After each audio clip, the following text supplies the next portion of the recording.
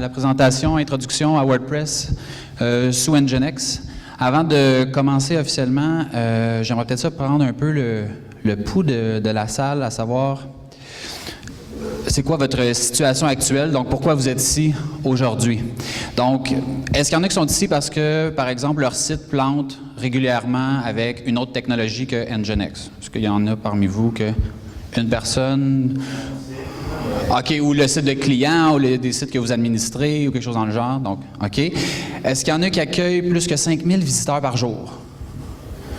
OK, quelques-uns. Good. Il y en a qui souhaitent augmenter l'efficacité de leur site, donc peut-être la rapidité, est-ce que ça peut être une motivation? Alors, on touche toujours à quelques personnes. Souhaitez quitter le combo cPanel Apache. On a quelqu'un en avant ici, Alexandre, qui est passionné par toutes les questions. Curieux à propos d'Nginx? Des gens qui ne savent pas? Ah, OK, bon, OK. Des gens qui n'utilisent pas du tout Nginx, qui n'en ont jamais entendu parler, mis à part de dire, je sais peut-être un peu c'est quoi, mais ça s'arrête là? Oui? OK. Et finalement, peut-être que vous êtes trompé de salle, c'est aucune de ces réponses-là. Oui. All right. Donc, pour commencer, je vais me présenter. Mon nom est Maxime Jobin. Très facile de me rejoindre. S'il y a quoi que ce soit après la conférence, vous avez des questions, je suis toujours disponible. Donc, maximejobin.com, ximejobin.com pour mon email, puis sur Twitter aussi, Maxime Jobin. Donc, qu'est-ce que je fais dans la vie? Je suis un utilisateur, un administrateur, un développeur, puis un formateur qui utilise WordPress. Donc, je travaille avec WordPress à tous les jours, à différents niveaux. Donc, si vous avez des questions ou quoi que ce soit, je serai après la présentation au Happiness Bar. Donc, n'hésitez pas à venir me voir, soit concernant le sujet de la conférence ou tout autre sujet par rapport à WordPress. Ça va me faire plaisir de vous aider. Puis, si vous êtes gêné, attendez que la conférence soit finie, puis envoyez-moi un courriel, je vais vous répondre, puis il n'y aura pas de problème non plus. OK? Donc, commençons avec Nginx, OK? Donc, qui se prononce Nginx. Et non Nginx. OK, des fois, on entend ça. C'est pas très, très grave, mais c'est bon de le savoir. Donc, qu'est-ce que c'est Nginx? Nginx, c'est un serveur web qui sert à la gestion des sites de haut trafic. OK? Nginx, exactement comme WordPress, possède deux noms de domaine. Donc, on a nginx.org puis nginx.com. Étant donné que vous êtes probablement tous familiers avec WordPress, la différence ne sera pas trop compliquée à saisir. Ça fonctionne exactement comme WordPress, c'est-à-dire nginx.org. C'est là qu'on a l'information, l'équivalent comme du codex, la documentation. C'est là qu'on télécharge, qu'on peut télécharger Nginx. Et on a nginx.com qui est la version commerciale. Donc là, si vous avez besoin d'aide au niveau d'avoir des spécialistes, donc ceux qui ont programmé Nginx, mais c'est à ce niveau-là, c'est de ce côté-là qu'il faut se tourner. Nginx, ça part d'où? OK? Donc, ça part d'un problème qui s'appelle le C10K. Donc, qu'est-ce que c'est C10K? C'est tout simplement de gérer 10 000 connexions en simultané. OK? Donc, c'est de là que part ce projet-là. C'est un problème qui avait été soulevé dans les années 90, quand Internet a commencé à vraiment décoller. On s'est rendu compte qu'il n'y avait pas de raison qu'un serveur web ne soit pas capable de gérer 10 000 connexions en même temps. OK? Donc, ça a été créé en 2002 par Igor Sysoev. S'il y a des Russes dans la salle, je m'excuse de la prononciation. Le russe, c'est pas mon dada. Et la première version a été lancée officiellement en 2004. À titre de comparable, parce que souvent on va faire la comparaison entre Apache et Nginx, OK? Parce que la majorité d'entre vous, si vous allez probablement utiliser Apache, qui utilise Apache présentement? Autre chose qu'Apache? Qu'est-ce que vous utilisez? IIS. OK, il y en a qui l'utilisent déjà? OK. Donc, c'est quoi les différences entre Nginx et Apache? Tout d'abord, Nginx est event-driven. Ce que ça veut dire, c'est que Nginx fonctionne avec ce qu'on appelle un worker. Donc, l'application est démarrée, puis elle fait tout simplement attendre d'avoir un événement, donc une requête, part faire la requête et en parallèle peut attendre pour recevoir des nouvelles requêtes. OK? Contrairement à Apache qui lui est process-based, donc qu'est-ce que ça veut dire? C'est qu'à chaque fois qu'il y a une requête qui est faite, il y a un nouveau processus qui est parti, OK? Pour être capable de servir la page. Avec le temps, il y a eu des nouveaux modules qui ont été développés, dont MPM pour Apache, donc qui essaient de répliquer un peu ça, parce que la problématique qu'on avait avec Apache de fonctionner en créant des nouveaux processus à chaque fois, c'est qu'au niveau de l'empreinte, c'est-à-dire la quantité de CPU qui est utilisée et la quantité de mémoire, bien, quand on a un site à haut trafic, bien, c'est pas rare de voir les performances chuter drastiquement au fur et à mesure où le nombre de visiteurs en simultané augmente. OK? Une autre différence, le HT-Access. OK? C'est quelque chose qu'on retrouve uniquement avec Apache. Donc, ça ne fonctionne pas avec Nginx. C'est à la fois un avantage et un désavantage, c'est-à-dire que quand on passe de Apache à Nginx, on se demande il est où le fameux fichier HT-Access, puis comment on peut traduire tout ça. Le processus est vraiment différent au niveau de Nginx, dans le sens où on a un fichier de configuration qui est lu uniquement au démarrage de Nginx, contrairement au HT-Access qui est lu à chaque fois qu'il y a une requête qui est faite. OK? Donc ça, au niveau de la rapidité, bien, ça fait une différence. Donc, on va seulement recharger la configuration uniquement quand on fait une modification au niveau d'Nginx. Donc, évidemment, le fichier est en RAM, sauf à la première lecture. Donc, on a encore une fois ici un gain au niveau de la rapidité. Pour ce qui est des similitudes, donc Apache et Nginx permettent de servir des fichiers statiques, supportent le SSL, les virtual hosts, le load balancing, les logs, la gestion de scripts côté serveur. Donc, pour le reste, c'est à peu près, il n'y a pas vraiment de grosses différences au niveau de ce qu'un peut faire par rapport à l'autre. Mais là, vous vous demandez certainement, au niveau du benchmark, de quoi ça a l'air. Est-ce qu'il y en a un qui performe mieux que l'autre? Je vous ai préparé une petite slide à cet effet. Oups, l'image n'a pas loadé. En fait, c'est une petite blague. Je ne présente pas de benchmark. La raison est hyper simple. À toutes les fois que je vois des benchmarks, il y a tout le temps quelqu'un pour dire « Ouais, mais là, si tu avais changé telle configuration, ça a rapporté des résultats différents. » OK? Fait que je me suis dit, je vais mettre une belle image comme ça, comme si ça n'avait pas loadé. Puis ça vous permettra de porter vos propres conclusions à la fin de la présentation, à savoir est-ce que pour vous, ça pourrait être un bon choix ou pas. Selon mes recherches, OK, parce que comment j'ai commencé à utiliser Nginx, j'avais plusieurs sites web qui roulaient sur un serveur, puis on a commencé à un moment donné à devenir populaire. Et le problème qu'on a eu, c'est que Apache crachait constamment. À ce point-là, on avait deux solutions possibles. Soit acheter des nouveaux serveurs pour être capable de servir plus de requêtes, ou soit trouver une alternative qui serait plus efficace qu'Apache. N'ayant pas les moyens de pouvoir se payer un second serveur, bien, on a décidé d'aller pour une alternative. Et c'est comme ça que j'ai découvert Nginx. Puis avec exactement les mêmes serveurs, donc le même matériel, on est en mesure de servir plus efficacement et même de continuer à supporter la progression des sites web. Okay, donc pour nous, ça a été la preuve, mais je ne présente pas de benchmark parce que, comme je vous l'ai dit tantôt, ben, ça peut peut-être varier tout dépendamment des configurations. Donc, plutôt que d'y aller de cette façon-là, j'ai préféré y aller en vous parlant de qui utilise Nginx. Donc, il y a plusieurs services qui utilisent Nginx, donc vous les connaissez probablement tous. Donc, les Cloudflare, les Dropbox, Groupon, Instagram, Netflix, OK? Donc, tous des sites à haut volume qui utilisent Nginx. Il y a une raison derrière ça, OK? Cela dit, selon mon expérience et mes lectures, je me suis rendu compte qu'au niveau du fait de servir des fichiers qui sont statiques, Nginx est beaucoup plus efficace que Apache.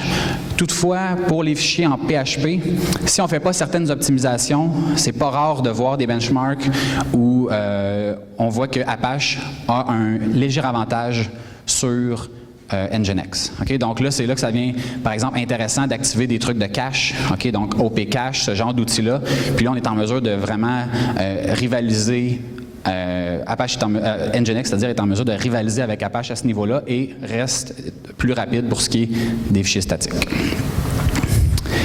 Et un autre utilisateur que j'ai pensé mettre sur une slide totalement à part, évidemment WordPress. Donc WordPress.com, quelques statistiques. Donc mensuellement, WordPress.com sert à 14 milliards de pages vues, 42 millions de nouveaux articles sont ajoutés, 51 millions de nouveaux commentaires et chaque jour, des dizaines de milliers de nouveaux sites web y sont créés. OK? Donc, si vous avez une crainte à savoir est-ce que Nginx, ça peut supporter mon site, à moins que vous ayez un site qui soit plus gros que celui-là, ben, potentiellement, il y a quelque chose à faire avec Nginx. Donc, les objectifs de la présentation aujourd'hui, ça va être tout d'abord de savoir comment on va installer Nginx, installer PHP, PHP FPM, MySQL et WordPress.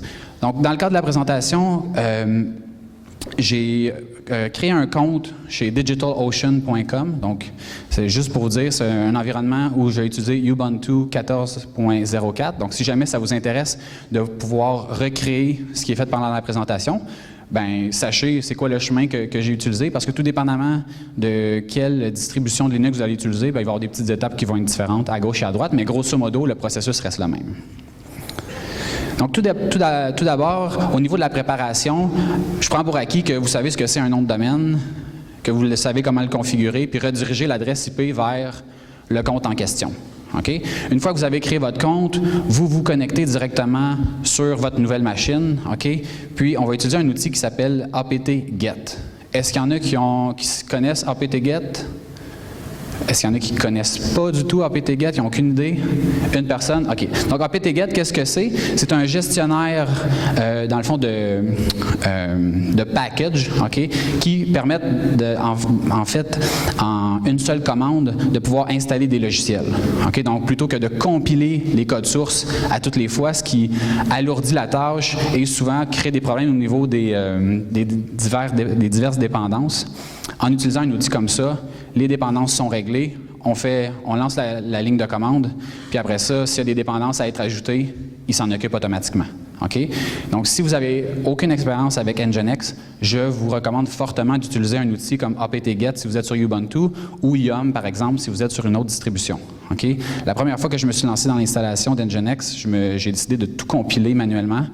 Vous pouvez attendre très longtemps et vous préparez à régler des problèmes de dépendance à n'en plus finir. Okay? Donc, si vous voulez avoir du plaisir, puis en l'espace de peut-être 20 minutes avoir quelque chose qui fonctionne, utilisez un outil comme ça. Donc, première chose à faire, apt-get update. Qu'est-ce que ça fait? Ça met à jour toute la liste des packages, puis après ça, apt-get upgrade, mais ça va aller chercher les mises à jour. Okay? Donc, on commence toujours avec un environnement qui est à jour, beaucoup plus simple, puis on ne cherche pas à réparer des problèmes à gauche à droite qui auraient été résolus avec les mises à jour. Pour ce qui est de l'installation d'Nginx, hyper simple, une ligne, apt-get install Nginx, c'est fait, c'est installé. Vous avez maintenant Nginx sur votre machine. Okay? Ce qui est important à comprendre, c'est la structure de répertoire. Très, très simple. Dans /etc/Nginx, c'est là que la configuration se trouve. Fait que vous avez un répertoire à retenir, c'est celui-là. La configuration que va lire Nginx, c'est dans le fichier nginx.conf. Okay? C'est là que ça part. Donc, Nginx, quand il est lancé, c'est ça qu'il va lire. Puis ce fichier-là inclut, dans le fond, d'autres fichiers en fonction de divers répertoires que je vais expliquer dans quelques secondes. Un autre répertoire à savoir, /etc/nginx/sites available. Okay? Comment fonctionne Nginx? Il y a deux répertoires, sites available puis sites enabled. Okay? Habituellement, la façon qu'on fonctionne, c'est qu'on va créer notre fichier de configuration dans sites available, puis on va créer un lien symbolique dans sites enabled, qui fait en sorte que si on veut activer ou désactiver un site, on n'a pas besoin de supprimer le fichier, on fait juste supprimer le lien symbolique. Puis ça fait en sorte qu'on n'a pas besoin de recréer le fichier à toutes les fois. Okay? Est-ce qu'il y en a qui ne sont pas familiers avec les liens symboliques?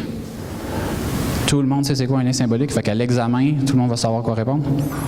OK. Donc, pour ceux qui seraient gênés, en lien avec Windows, c'est l'équivalent de créer un raccourci. Okay? Donc, quand on supprime le raccourci, bien, ça ne supprime pas le fichier, ça va juste supprimer le raccourci. Donc, une fois qu'on a fait ça, on peut se rendre directement sur notre adresse IP pour aller valider si Nginx est installé correctement. Okay? Donc, je suppose ici que mon adresse est 66.77.88.99. Avec la seule ligne de commande que j'ai faite, vous devriez avoir ceci à l'écran. Okay? Une fois que vous avez ça, Welcome to Nginx. Nginx est installé. On est prêt pour la suite. Okay? Quelques commandes une fois qu'on a fait l'installation d'Nginx. Donc, Nginx, c'est un service, donc ça roule en background. Donc, on utilise la commande service suivie de Nginx, puis après ça, d'une commande pour être en mesure de parler Nginx. Donc, start, évidemment, ça démarre le service. Stop, ça l'arrête. Restart, ça le relance. Et on a finalement une petite variante qui est différente de Apache, c'est qu'on a reload. Okay? Donc, quand on va modifier nos fichiers de configuration, on n'a pas besoin de redémarrer Nginx, on a juste besoin de faire un reload, puis ça va recharger la nouvelle configuration. OK? Quand on fait des modifications au niveau de la configuration, super important de la tester afin de s'assurer qu'elle soit valide avant de faire un reload. OK? Ce qui m'amène à la prochaine commande, qui est /usr/sbin/nginx-t. Donc, le -t, qu'est-ce que ça fait? Ça simule un chargement de la configuration, puis ça vous dit s'il y a des erreurs. Donc, première chose, quand on modifie, on envoie nginx-t. Si c'est correct, bien là, on fait notre reload, puis on est prêt à passer à la prochaine étape. Quand la configuration ne fonctionne pas, ça fonctionne exactement comme dans PHP, c'est-à-dire ça vous met erreur fatale, un équivalent avec le numéro de ligne qui est problématique. Bref, habituellement, c'est assez simple. On a juste à prendre l'erreur, mettre ça dans Google, puis on trouve une solution. Habituellement, c'est toujours un point-virgule qui manque ou un truc genre. Une fois que j'ai lancé mon site, je vais vouloir créer un nouvel utilisateur. En fait, une fois que j'ai installé Nginx, je vais vouloir créer mon site. Donc, supposons que je veux créer monsite.com. Ce que je vais faire, c'est que je vais me créer un utilisateur. Exactement le même principe que fait cPanel. Donc, pour chaque site qu'il crée, il va créer un nouvel utilisateur dans Linux. OK? Donc, ce qu'on fait, user add -d /home/monsite -m mon site. Donc, qu'est-ce que ça fait? Ça crée un user qui s'appelle mon site. Puis ça dit, les fichiers, je vais les mettre dans /home/mon site. Cette ligne-là, c'est juste ce que ça veut dire. Ensuite, j'utilise SU, mon site, SU qui veut dire switch user. Donc, initialement, j'étais logué en root. Et là, je vais me transporter dans le compte utilisateur que je viens de créer. Pourquoi je fais ça? Parce que on va voir un peu plus tard que les permissions au niveau des fichiers, WordPress est assez strict là-dessus. Okay? Vous l'avez peut-être déjà expérimenté si vous êtes chez un hébergeur et que vous allez installer un nouveau plugin, puis on vous demande d'entrer vos informations FTP. Est-ce qu'il y en a que ça leur est déjà arrivé d'être chez un host pas trop fiable qui faisait ça? Quelques-uns? OK. Donc, pourquoi ça fait ça? Parce que WordPress veut que les fichiers soient créés par l'utilisateur qui les utilise. Okay? Donc, il n'y a pas de fichiers qui appartiennent à Nobody ou il n'y a pas de fichiers qui appartiennent à Root ou ce genre de choses-là. Donc, les fichiers qui sont utilisés par l'utilisateur Mon Site doivent aussi appartenir à l'utilisateur qui s'appelle, par exemple, Mon Site. Donc, c'est pour ça qu'on fait ça. Ensuite de ça, à l'intérieur, je fais juste créer un répertoire qui s'appelle www. C'est là-dedans que je vais mettre mon fichier, en fait, mes fichiers que je vais vouloir servir sur le web. La ligne suivante, le echo, tout simplement, je crée un fichier index.html puis j'écris mon site à l'intérieur. OK? Le résultat recherché, c'est d'avoir ceci. OK? Donc, je vais taper www.monsite.com puis je veux que ça affiche tout simplement mon site. Avant d'arriver là, il faut évidemment créer le fichier de configuration pour Nginx. Donc, si on se rappelle, tantôt j'ai parlé de /etc/nginx/siteavailable. Donc, dans ce répertoire-là, à chaque fichier que je crée, lorsque Nginx va rechercher la configuration, il va aller lire tous les fichiers qu'il y a là-dedans, puis il va les lire séquentiellement. Okay? Donc, je vais me créer un fichier qui s'appelle monsite.com pour faire un lien avec mon nom d'utilisateur que je viens de créer. À l'intérieur, je vais mettre les lignes de code suivantes. Okay? Donc, server, listen 80, donc c'est le port sur lequel je veux que Nginx écoute. Server name, c'est l'adresse, donc le host que je veux lier à mon fichier de configuration. Donc, dans ce cas-ci, ça va être www.monsite.com. Donc, cette configuration-là va être utilisée quand Nginx se rend compte que le fichier à servir vient pour le host monsite.com. Ensuite de ça, root avec /home/monsite/www, c'est tout simplement pour dire, c'est dans quel répertoire que je veux lire les fichiers. Et finalement, index, c'est une ligne qui dit, quand j'arrive dans ce répertoire-là, c'est quel fichier que j'essaye de trouver par défaut pour le servir. Okay? Donc, la façon que c'est écrit présentement, quand il va arriver dans le répertoire, il va regarder est-ce qu'il y a un fichier qui s'appelle index.html. Si c'est le cas, il va le servir. Et si index.html n'existe pas, dans ce cas-ci, il va passer au prochain, puis il va aller servir index.php. OK? Donc, j'ai créé mon fichier, j'ai créé ma configuration. J'ajoute mon lien symbolique dans Sites Enable vers le fichier que je viens de créer et j'envoie mon nginx/t pour tester ma configuration. J'ai pas eu de problème. Je fais un reload. Et une fois que j'ai fait mon reload, la configuration est élue. Je vais sur mon site, puis là, on voit le résultat que j'ai montré tout à l'heure. C'est fonctionnel, donc J'ai maintenant Nginx installé, j'ai un répertoire qui a été créé, puis je suis capable maintenant de servir des fichiers directement que je vais ajouter dans le répertoire.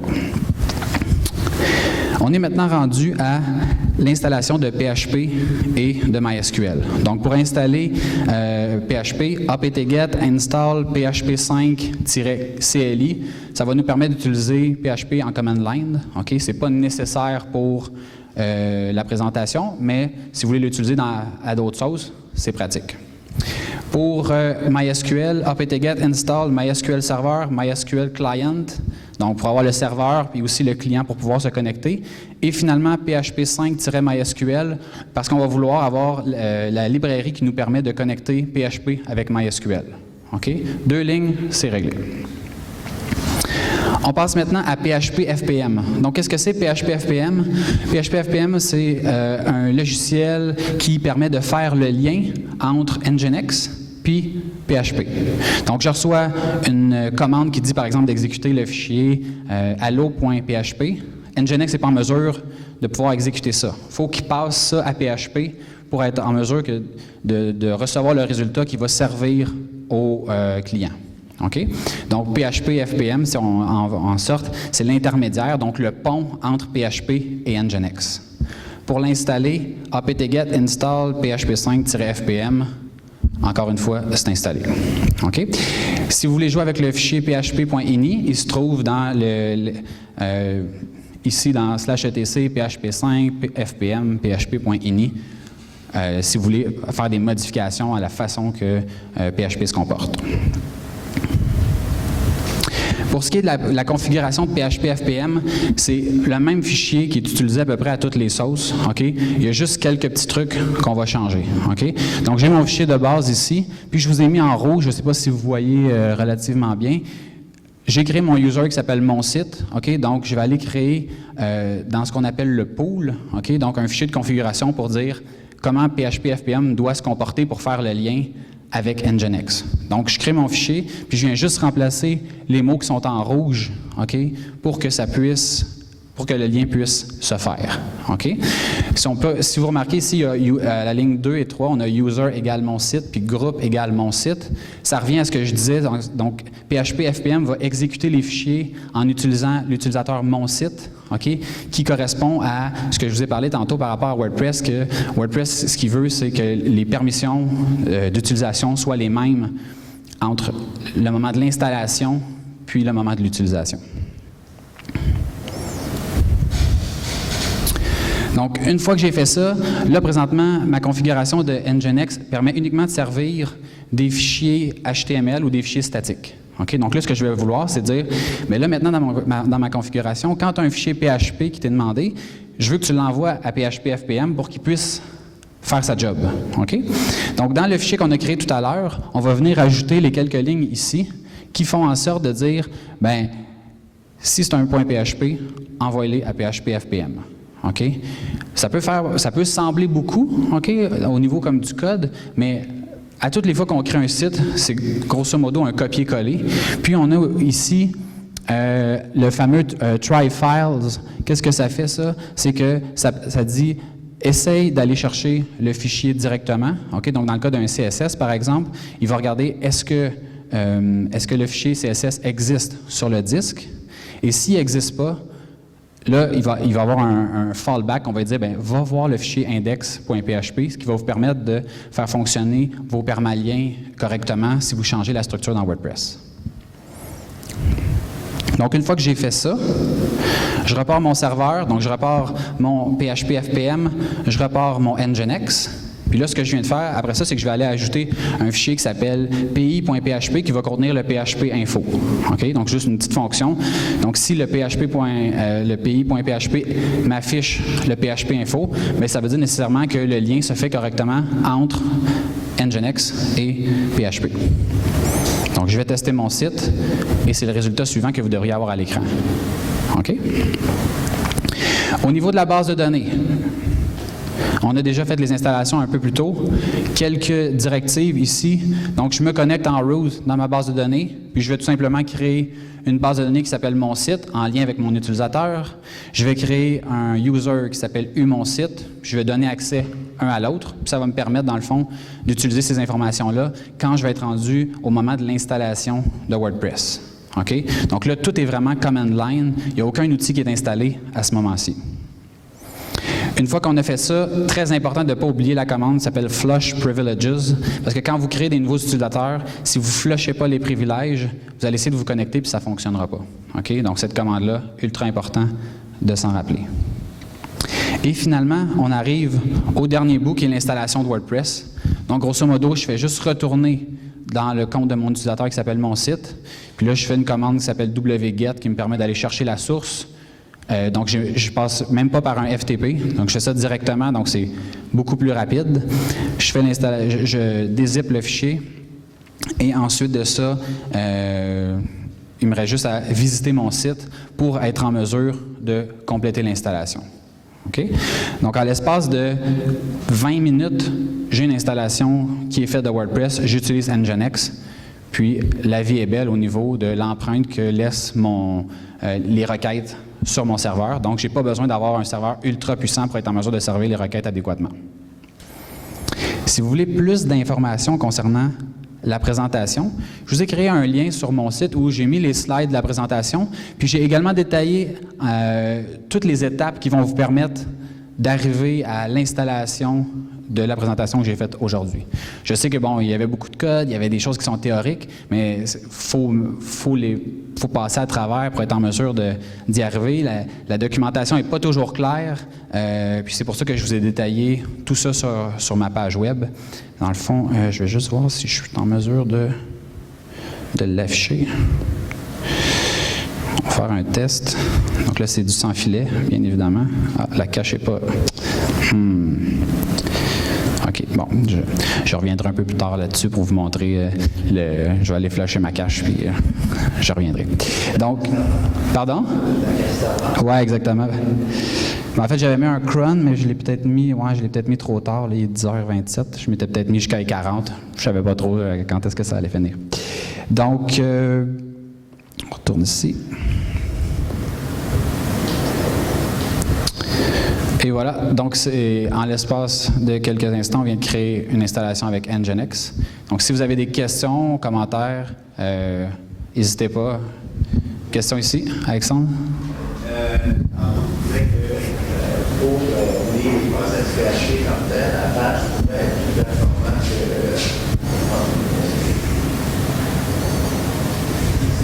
Oui, peut-être, ça va être, tout le monde va pouvoir comprendre. Tantôt, tu disais que pour rouler des process PHP, Apache pouvait être plus performant que Nginx. Je sais qu'il y en a qui utilisent Nginx seulement comme proxy, reverse proxy vers Apache. Donc, Nginx sert les fichiers statiques, puis Apache est responsable seulement du PHP. Est-ce que c'est quelque chose que tu as déjà essayé, testé, benchmarké toi-même pour ta situation à toi? En fait, j'ai pas utilisé cette situation-là.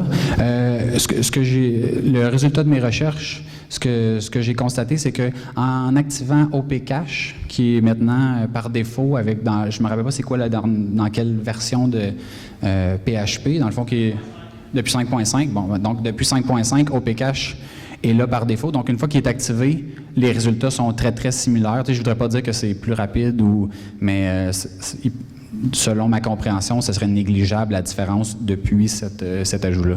Okay, donc les gains OPCache sont plus grands dans Nginx que dans Apache? Selon ce que j'ai compris, oui. C'est assez récent tout ça, fait que c'est pour ça que je ne l'ai pas benchmarké honnêtement, fait que c'est à prendre avec un grain de sel. Mais j'avais une autre question pendant que j'ai le micro, mais je ne veux pas empêcher les autres de parler. Il reste du temps, Dans le temps où moi je faisais du Rails, ça fait longtemps, il y avait un combat de serveur web lightweight, rapide, que tu mettais devant ton Rails. Il y avait des Lightspeed, Light HTTPD, puis une couple d'autres affaires dont je me rappelle plus. Est-ce que ça existe encore, puis c'est encore envisageable, ces serveurs web-là, ou Nginx a complètement tué ces autres serveurs web-là? Je te dirais, de la dire qu'ils les a tués, je pense pas. En fait, je suis sûr que non. Okay. Il y a certainement des gens qui utilisent d'autres technologies ici qui pourraient venir les vanter. Je pense que, tu sais, je peux faire un comparable. Tu sais, des fois, on me demande est-ce que WordPress c'est le meilleur CMS?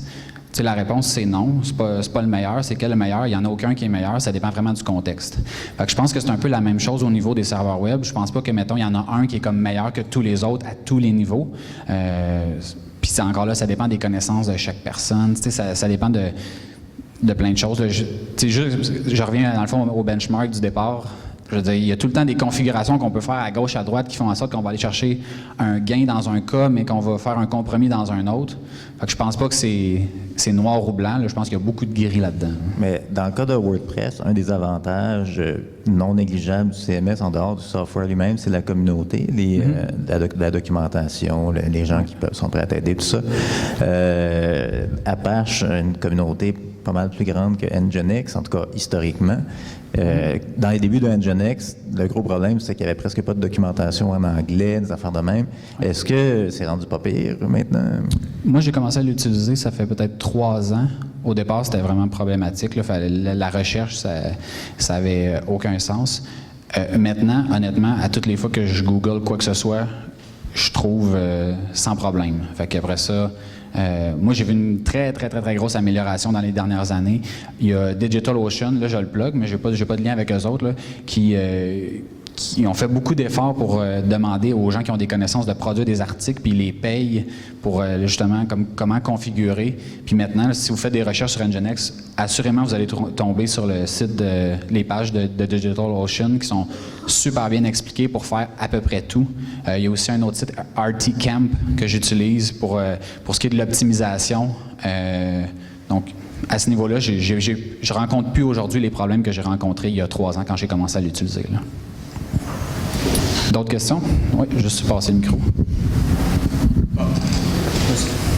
Parfait. Mon nom, c'est Jay. Je travaille pour Planet Hoster, justement. Puis on va pouvoir un peu répondre à des questions par rapport à monsieur ici. Nous, on utilise Lightspeed. Donc, on a des rapports de performance qui sont beaucoup plus élevés qu'Apache. Donc, Lightspeed n'est pas mort. Sauf qu'il faut comprendre que c'est par licence. Donc, il y a une différence à ce niveau-là. C'est principalement au niveau du prix, tu veux Ça dire? coûte de l'argent, mais il y a du support. Donc, selon votre niveau de hosting, si vous avez besoin de support, Lightspeed, c'est une bonne alternative. Et Nginx, bien sûr, tu es livré à toi-même et bonne chance, mon gars. Okay. Si tu décides de prendre la route .org. Exactement. Ouais. Il y a sûrement du support, mais il doit être beaucoup plus payant qu'une licence Lightspeed, je pense. Je ne ferai pas de commentaire, je n'utilise pas le .com. Parfait. Donc, moi, j'ai une question par rapport à WordPress et au niveau de sa dépendance au fichier HT-Access. J'aimerais savoir... Bon, 2 pour 1. Parfait. Donc, au niveau des dépendances des fichiers HT-Access et de Nginx, on voit qu'il y a une grosse différence. Est-ce qu'au niveau de WordPress, est-ce que tout ça est inclus? Est-ce qu'il y a une validation du serveur web? Est-ce que lui va être en mesure de créer des règles HT-Access qui sont compatibles Nginx ou c'est du do-it-yourself? Il faut le faire soi-même ou... En fait, la configuration se fait avant de commencer. Okay. Donc, quand j'ai créé mon fichier de configuration, si vous allez sur le site, je vous ai mis différents fichiers qui répondent à différents besoins, à savoir les configurations de base pour si vous utilisez WordPress, configuration pour du multisite, puis j'ai travaillé aussi avec le W3TC à jouer avec les règles. Donc, c'est des choses qu'on fait une fois, puis après ça, on y touche plus. Fait que, mais au niveau du shared hosting, c'est ça que j'aimerais savoir. Si moi, je suis un utilisateur qui n'a pas accès nécessairement aux configurations du serveur, est-ce que moi, en installant Nginx, puis j'active l'URL rewriting ou quoi que ce soit, est-ce que je vais avoir des surprises ou c'est pas du tout inclus dans ce type de support-là dans WordPress où il y a un support natif de Nginx? Je te dirais, j'utilise pas de shared hosting. Okay. Mais je veux dire, étant donné que c'est primordial de redémarrer, pas de redémarrer, mais de recharger la configuration. D'après moi, ceux qui offrent ça n'ont pas le choix de l'inclure parce qu'autrement, je veux dire, il n'y a rien qui peut être fait. Là. Tu peux même pas utiliser de PHP. Tu peux, oui. Mais mon client qui se connecterait, qui installerait WordPress et qui activerait la réécriture des URL, c'est sûr que... C'est ça, il faudrait qu'il y ait déjà les règles déjà créées dans ces fichiers de configuration, c'est ça, que directement dans le serveur. WordPress fournit les fichiers. OK. Après ça, le seul problème, c'est qu'il faut que les fichiers soient déposés au bon endroit puis que la configuration soit rechargée. Fait que c'est contrairement à Apache, que Apache, à toutes les fois, il va juste regarder est-ce que la htaccess existe. Si oui, je le relis. Fait qu'il n'y a pas de redémarrage. Nginx s'est fait différemment. Fait il y a peut-être ici une étape qui est manuelle ou il y a peut-être une détection qui est faite chez les hébergeurs qui offrent du Nginx. J'ai pas le... C'est sûr que les clients ne peuvent pas, après ça, modifier ça avec un htaccess.